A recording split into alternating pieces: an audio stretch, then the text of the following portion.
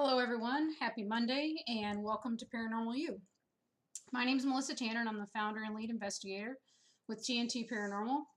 And tonight I'm going to be talking about basic safety and some of the hidden dangers that happen in the field of the paranormal. I know on TV they make it look glamorous and it looks like that, there's non-human entities are really the only type of things you have to worry about. But there are legitimate dangers, and these dangers are things you need to look out for and things you can control and try to prepare yourself for. So in this program, we're going to focus on some of the key dangers and give you some food for thought for things to consider before getting into this field.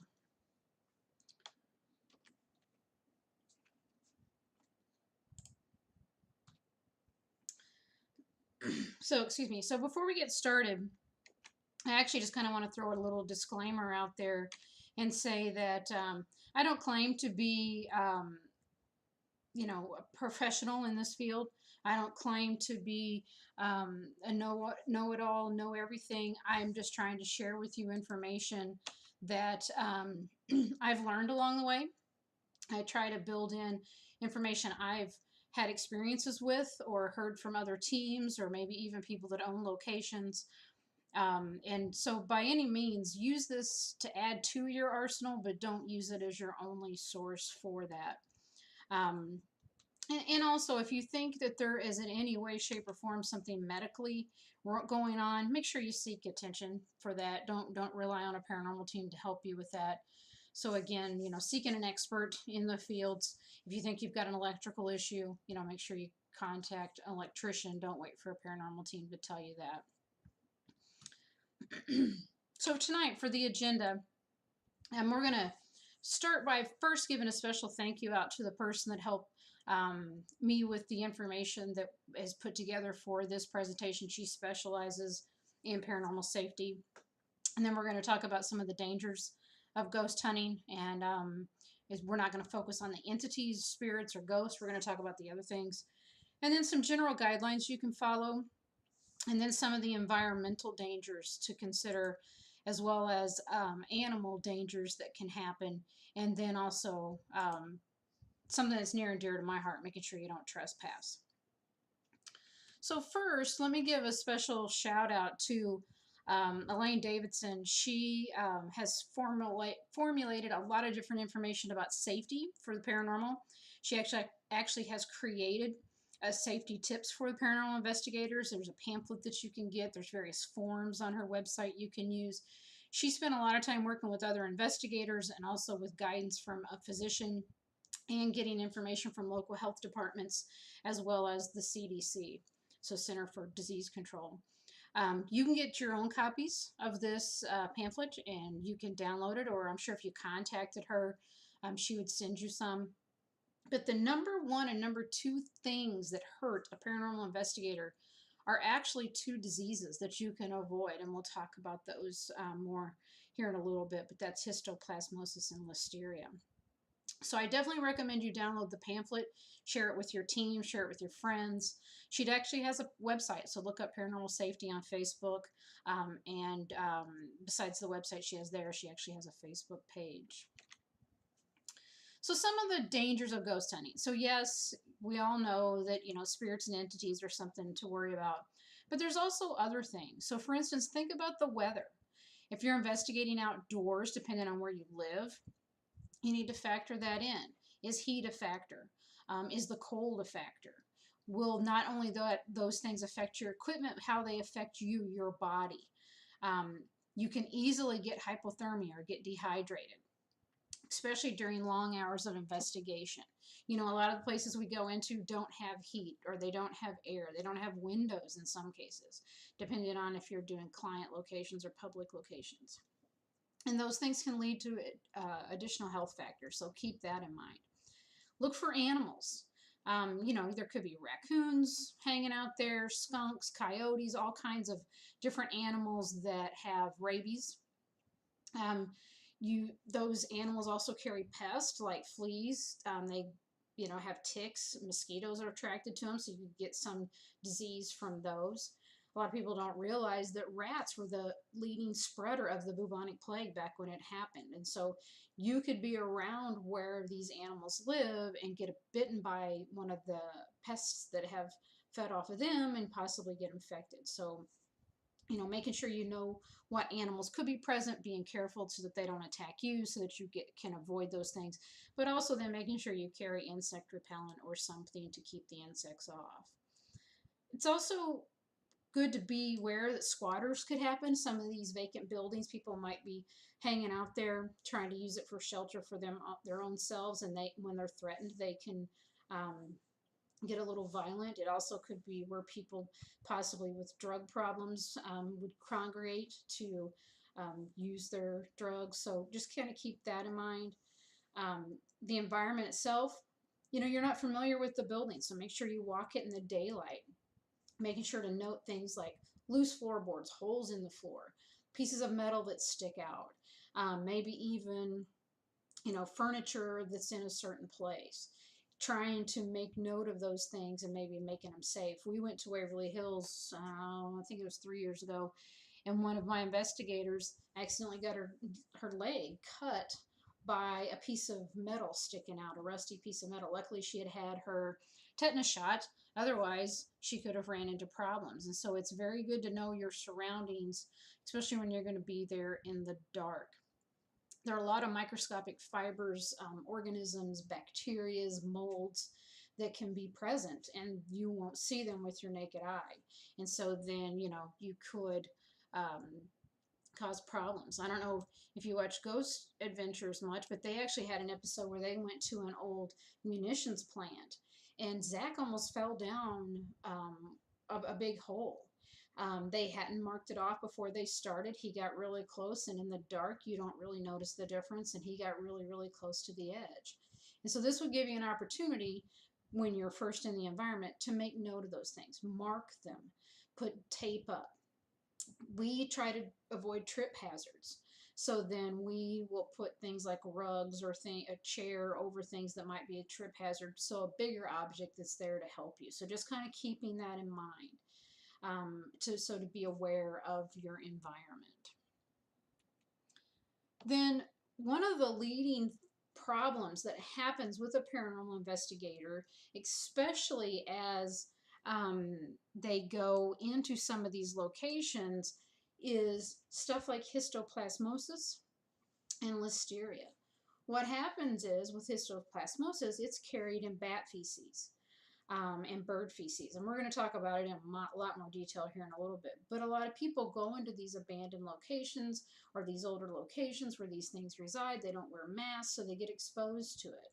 With listeria, they can get it from droppings. So maybe they're eating right next to where they didn't realize mice ran by. And so it's very, very important to be careful of those kind of things. And then there's asbestos. Asbestos is the hidden danger. You don't see it right away. And, we all make jokes about, just don't eat the paint and you'll be safe. But at the same time, if you did have long-term exposure to some of these factors, it could cause health problems. It can take up to 40 years for some of these things to have their effects. But if you start investigating and you're going that long, it's possible. So kind of being aware of older buildings that they do have asbestos. And we're going to talk a lot about asbestos in a future segment, but it is definitely something to be aware of. Also making sure not to trespass. We always have permission when we go into a location, usually in writing from the owner or the manager. We don't just walk up and find a building out in the field and go, oh, I'm going to go in, because somebody owns that building and you can get arrested.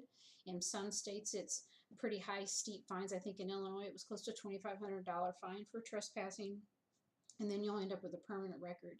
So just kind of keep that in mind. It's also just not honest. You're going into a place you don't have permission to be there. And keep in mind, a lot of kids watch what we do. And so they think it's okay for them to do that, and they can get hurt. And in some cases, people have been killed for going into locations because they had an accident or something happen. Another danger is a hitchhiker, and I'm not talking about someone you pick up on the highway. A hitchhiker being a spirit that actually follows you home. And so those things can happen. Most investigators can tell you at least one time where something like that has happened to them. So just kind of keep that in mind. And then another danger is provoking. I know you see it on the TV shows, but keep in mind this is somebody's loved one. And I know I wouldn't want someone coming into, especially for a client location, my grandma's house and start yelling to try to get her attention. So provoking is something to do at your own risk. We don't recommend it. We try to avoid it, except in maybe situations where we might go to a jail. But if we do, it's very, very, very minimal. There are so many things you can do to get activity to happen. You don't have to start trying to provoke. We actually will have a whole segment on provoking and trigger objects. So whenever we come to that, we'll talk about that in more detail. Some of the other things to keep in mind is people with colds or otherwise sick should avoid going on investigation. Stay home, get your rest. It's a couple fold. One, you don't want to get worse. But two, you also don't want to affect your team, the owner of the location, your clients. So just kind of common courtesy. Make sure you drink plenty of water. During investigation, as things get more intense, your body actually builds its own hormone called a cortisol, and it's a stress hormone. And this hormone will increase your heart rate, increases respiration, as well as it can weaken the immune system. So if you're not taking care of yourself by eating right, drinking right during an investigation, you can cause yourself to have problems. Also, if you don't drink enough water, you will experience what's called the paranormal hangover. I actually just put something up on our Facebook page about 6 tips to avoid the paranormal hangover, but it is true. You'll wake up the next day feeling like you've gone out drinking, and it's because of how you exerted yourself during the investigation. So drink plenty of water. I also recommend that you get shots. The first one being a flu shot. If you are, especially if someone that has a susceptibility to getting colds or the flu a lot. If you are someone that can't have the shot, I get that too, but it's just something to think about. Definitely make sure you're up on your tetanus shot, making sure you're up on your DTP shot. There are many, many diseases out there that you can pick up, and some of which can kill you. So, you know, if you even have the opportunity to get the hepatitis shots, you should think about it. But keeping current on your shots, especially your tetanus, is very, very key to making sure you're staying safe in case there is an accident of some sort.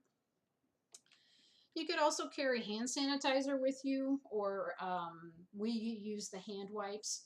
And periodically, you know, rinse your hands off or wash your hands if you have the ability to get to a sink.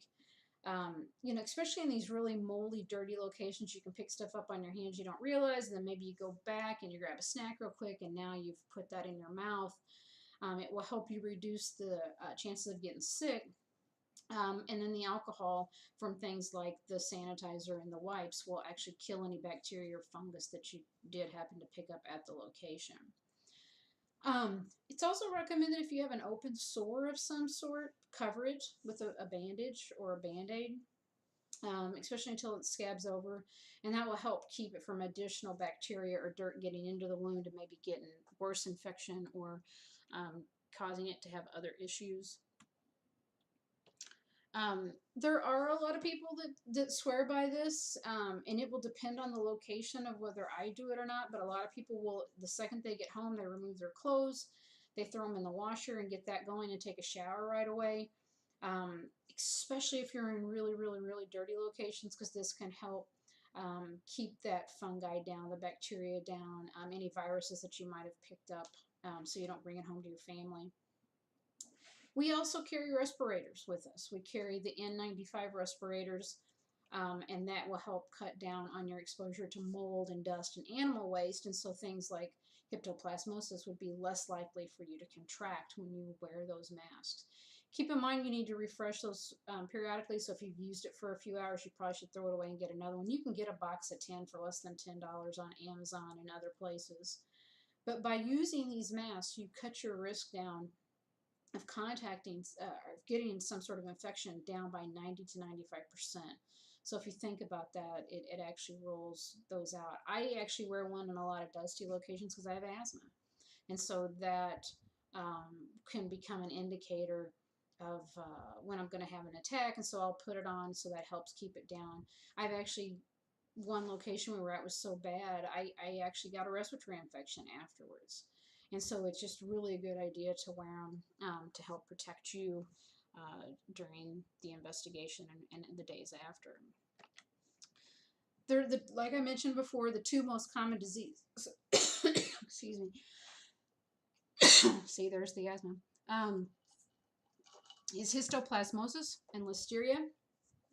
Histoplasmosis is an infection caused by breathing in spores of a fungus that's produced usually in bird and bat droppings. Usually if you don't bother them, they don't hurt you, but if you're in there doing a cleanup or maybe a cable goes through something, it can stir that up, and once it becomes airborne, you bring it in and breathe it in, and then you can get sick. There's been extreme cases where people have died from histoplasmosis. There have been people I personally know who've been sick. It took them over almost a year to get over a case of histoplasmosis they got. Especially if you're assisting some of these old locations with cleanups or doing some demolition projects, it's recommended you wear a mask to help avoid that. And then you also are supposed to wet the droppings down before you mess with them, and that kind of keeps the dust level from happening. And then listeria is a foodborne bacteria illness that can be serious, especially with people with suppressed immune systems or pregnant. And you can get it by eating various products that have it. And so a lot of times what happens is people maybe like they have a sandwich out and it causes things to happen, and then you eat it and you don't, you end up getting sick. So those are the two most common and very much avoidable if you follow certain precautions. Some other general guidelines. I know this may sound funny to be part of safety, but it is, and that's how to store your batteries, both before use and after use. It's very important, especially with 9-volt batteries, to store them by keeping them either in the original box they were in or putting a piece of tape across the end so that the contacts can't meet. The type of the battery really doesn't matter. Any type of battery can cause a problem. But if you basically get two of them together where the contacts hit, it can start to get them hot, and they can actually start a fire. This can be both new and used. You may think the battery is completely dead, but it's not.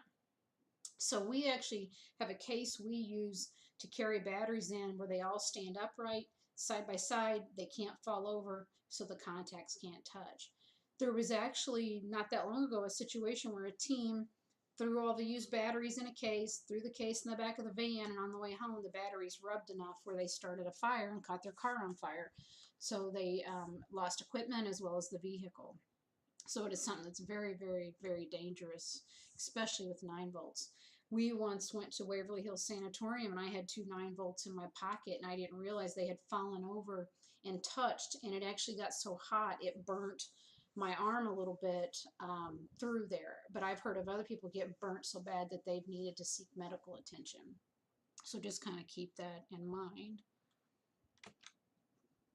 There are people dangers. Some of our clients, unfortunately, it's not paranormal that's going on. They actually have mental disorders. And so you've got to keep yourself and your team safe at all times. For us, we have a very strict protocol for how we meet up with clients that we don't know. We first have them fill out a form, then we speak to them on the phone, then we go and meet them at a public location first, and then if we feel all is well, then we'll go to their house. I don't know this person. Would you just meet up any John Doe you met on Facebook without following up additional information? And I'll be honest, we actually do brief background checks on our clients. We check to see if we can find a record for them. We check the sexual registries to make sure they're not a predator. It's very, very important. You're going to be alone with this person, or your team will be alone with them, and you don't want something to happen. And there have been many, many stories where people have been ripped off by the clients, been hurt, tried to be hurt by the client. So just kind of keep that in mind. Then there could be structural hazards. You know, again, we talked about loose floorboards and stuff like that, but there could be holes, not just holes in the floors, but holes in the wall where there's wires exposed. You could have outlets hanging down. So look for all of those things when you're doing your walkthroughs. Make notes of them. If you can, put some tape across any holes, or put something in front of them so you can't fall. And look for trip hazards. It's very, very important to follow those safety guidelines. Then also look for electrical hazards. Every year, hundreds of people are killed in their homes by electrocution.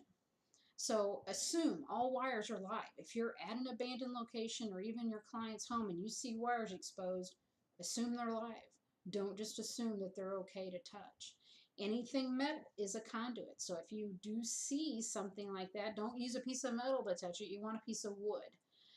Or if you can at all keep away from it, that would be best. If a live wire is touching this metal, then if you touch that metal chair, it could then carry that charge through you. So just keep that in mind. Electricity is definitely not something you want to mess with. Some cases it's EMFs. We've had a client where they had really high EMFs, and so we were getting a fear cage scenario in one of their rooms. Constant exposure to EMF can be dangerous to your health, the client's health. So just kind of keep that in mind. High exposure to EMF can be dangerous. Another one is mold. You know, it's funny, most people think it's only black mold that's dangerous, but it's not. There are other types of mold that are dangerous. Mold actually can come in several colors. There's orange, green, black, brown, pink, purple. Just keep that in mind. It doesn't have to be black. You can start having all kinds of problems, everything from throat irritations to sniffles to eye irritation, skin irritation, coughing, and wheezing. Some of it can lead to serious infections. Some of it can lead to serious problems. So keep that in mind. Another thing besides mold is mildew. Mildew is actually as dangerous. Sorry, my dog sees somebody outside.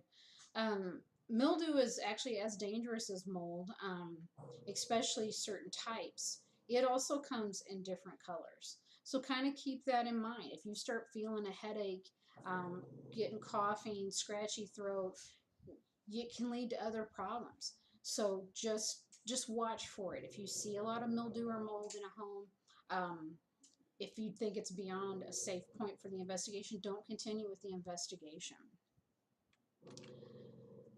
We talked about CO readings a couple weeks ago, but carbon monoxide is a silent killer.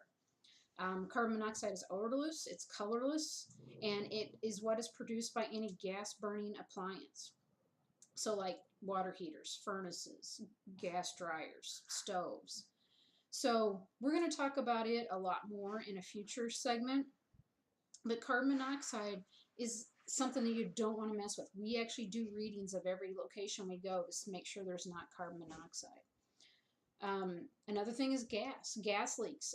Natural gas is also colorless and odorless, and that's why there is a fragrance added to gas so that you can actually smell it. So if you actually start smelling like a rotten egg smell, that means there could be a gas leak. So that's another thing we carry with us, is a gas detector, and we actually check all of the appliances that use gas and make sure they're not leaking, because it can also be dangerous, can lead to death, as well as a fire. You know, if you didn't realize it and some spark happened, you could have an explosion. Another thing is fiberglass insulation. If you're at a place where there is fiberglass insulation exposed, hanging down, breathing it in can cause problems. So if you're going to have to go up in the attic and do some investigating, or if you're in a location that has it hanging, again, wearing your respirator will help protect you, keep those little fiberglass fibers from getting in your lungs. We already talked about asbestos, but that again is another environmental danger to keep in mind and try to avoid if possible. We talked about histoplasmosis, but again, birds and bats Birds and bats, not only for the histoplasmosis from their feces, but bats actually can carry rabies. So yeah, they might look cute, but make sure you be very, very careful. And if you have to remove one from a location, you do it with gloves on and cover it up so it can't bite you. Some locations might have snakes. You know, I live in Florida and there's snakes all the time. Not all snakes are venomous, but all snakes can bite. So just be aware of that. In It's funny, a lot of people are scared of snakes, but only about 5 people in the U.S. Die annually from a snake bite. Most, especially locations like down here, they will have anti-venom at the hospitals if there is a potential for venomous snakes. Some of the most venomous snakes in the U.S. are like rattlesnakes, and there's various varieties, copperheads, water moccasins or cottonmouths, and coral snakes. So keep in mind that those snakes are not as common in a lot of areas, and you're not going to run across them probably every day, but if you do, just leave them alone. A snake, if not threatened, will not attack you. It typically wants to get away from you, so it's just going to go away. If you see it, turn and go the other direction. Even non-venomous snakes can bite you, and you can get an infection or maybe have an allergic reaction from the bite. Plus, you also have to worry about, if you do touch it, to wash your hands, because, you know, they crawl through their own feces and urine, so then you can get diseases from them from picking up their, picking them up and getting that on your hands. Another danger are spiders. There are over 3,500 different types of spiders. All spiders are venomous, so let's get that out there. But only a few are highly venomous. Most of them just cause a general mild irritation when they bite you. There are 2 types that can, from a single bite, could be fatal, and that's the widows, and there's even not just black, there are brown and red, and the brown recluse. I actually grew up with somebody who got bitten about 6 weeks ago from a brown recluse, and she just about lost her arm. She had an infection from her armpit all the way down her arm. It got in her bloodstream, and she's had to have 2 surgeries and a lot of skin grafts just to get her arm back functional, and she's still not there. She's still got a long ways to go. She waited too long. So keep that in mind. If you think you got bit by a brown recluse, you need to get to the doctor. There's also something called the hobo spider. The hobo spider is typically not fatal to humans, but it does produce a venom highly enough that it could cause some of your systems to be affected. So if you get bitten by something like that, you probably should go to the doctor and get it checked out, because it may not immediately cause problems, but it could cause long-term effects. Also, if you get bit by a lot of spiders at once or a lot of spiders over time, just like with anything, you could build up an allergy, and that can cause further health issues. So just kind of keep that in mind. All spiders are venomous. It just depends on the degree. These days, you want to worry about ticks. Lyme disease is something you don't want to mess with. When I was a kid, it was Rocky Mountain spotted fever that you were worried about, but now it's Lyme disease, and it's something you cannot get rid of. So if you're going to be outside, make sure you look for that, wear the proper clothing so that you can try to avoid them. Mosquitoes, as you guys know, right now, besides West Nile, now we're worried about Zika. So mosquitoes are bad news. I mean, the yellow fever epidemic was spread through mosquitoes. So it is, they basically carry the diseases in them. When they bite something, or whenever they feed on feces, which is their main diet, they pick up the diseases from birds and bats and other such things and then spread them to humans. Bees, wasps, and hornets are another thing. Most generally it's because people are allergic to them. So if you are someone that has those types of issues, carry your EpiPen with you all the time, especially on an investigation. If you go back to the Paranormal Safety site, she has forms where each of your team members can fill out, and things like that are something you should list, what allergies you have. So your team lead would know if you got stung by something, the precautions that need to take place. Some people can get stung and not have an issue. Other people, they can almost die. You have to worry about fleas and lice. They pick can be picked up off of mice and rats and things like that. There's all kinds of different diseases that they carry, and can give to humans. Worrying about small mammals, everything from skunk, mice, rats, chipmunks, squirrels, ground squirrels, even armadillos. Any of those types of animals can get rabies. They can carry fleas, or have various other things around them. Again, just being very, very careful not to touch them and avoid being bitten. Then you also want to look at trespassing and avoid it at all costs. We have a major rule on this team. We will not trespass for any reason. I don't care how cool the location looks. Again, all property is owned by somebody, so looking to find the owner before you investigate. Cemeteries usually are only open during certain hours, so just because the cemetery's there doesn't mean you should be there, and some are off limits except for only the family that's buried within it. This is the time of year when a lot of people like to do the trespassing because it's fun, it's Halloween. If they do that, it's called creeping. So you parents, if you hear of your teenagers going creeping, that's what they're doing. They're breaking into abandoned buildings or going over fences into locations. The movie The Conjuring, the house that it was about, when that movie was released, the amount of trespassing and break-ins at that residence went up tremendously. Kids think it's fun. They see the things on TV and they want to experience it too. And then it could be dangerous for them. What they think is a harmless investigation could end with criminal charges.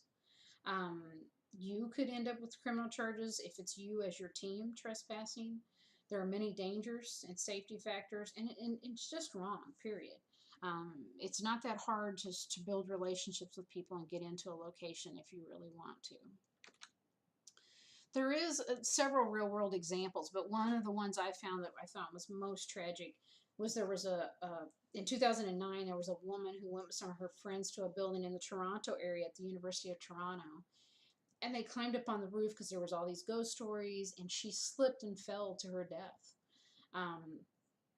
There's many other stories of people trespassing on locations and getting shot at by the people that run the location, or even having, I think someone was investigating the Goat Man sighting recently and was on a railroad trestle and got hit by a train and killed. But some other real tragic situations were people that were in locations and not safe, not doing safe practices, and accidentally burnt these historic locations down. So just keep that in mind. It's not your property. You need to respect it, and respect that somebody does own it. Next week, we're going to talk about deciding the structure of a team. So if you as a team lead, or even you looking for a team, what you're going to look for in a team as a team lead, how you want to build your team, how you're going to advertise yourselves. So we're going to talk about that. And then as I end each week, again, I don't claim to know everything about the paranormal, but I definitely want to try to help people learn more if they can, and so I want to try to pass that on. You can learn more about us as well as the topics we cover from our website. Go out to www.tntparanormal.com, and hopefully you'll learn more, and we look forward to seeing you in upcoming issues. Thanks, guys.